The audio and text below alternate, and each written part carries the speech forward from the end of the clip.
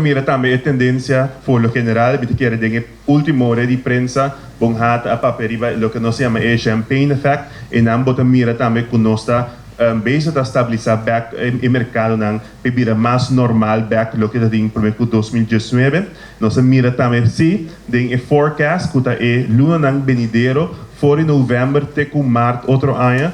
nós media award até com abril. Que o mercado de merca também está perform aún mais melhor comparado com o último 4, 5 anos que nós estamos mira. E nós estamos mira também a linha cologel que nós está above de quantidade de ticket que o de bucava. Essa aqui não tem nada que está interessado, mas tem nada que realmente a escobe que não está bem boneiro para a próxima temporada, até que abril outro ano, que nós está above de lo que nós está medindo, que nós estamos muito contentos, mirando que se está enfoque também como oficina de turismo e também boneiro por lo general.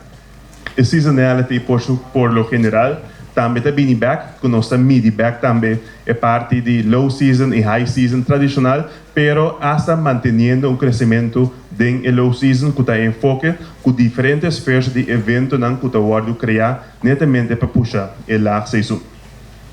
Para o mercadeio, o que é importante, pensando em segurança privada,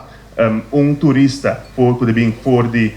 Holanda, está book alrededor de 82 dias promedio que é bem nos isla, pues no momento que compra su ticket e também no momento que chega a Isla de Bonaire, nós mira que dura 82 dias, significa também para nós, para o mercadeio, também está influenciar que hora você começar a ser o mercadeio e na onda para buscar com largo e dura para que uma pessoa tenha inspiração para vir, book e realmente chega a nossa isla. Para o mercado de merca, você mira está cheio de 5 dias, essa aqui também está para pedir uma vista que não está book hope mais adelantado. Da PC também bota mira riba e cifra não consegue apresentar riba e forecast para próximo 6 anos aqui bota mira e acaba o mercado americano que está mais alto comparado com o mercado não outro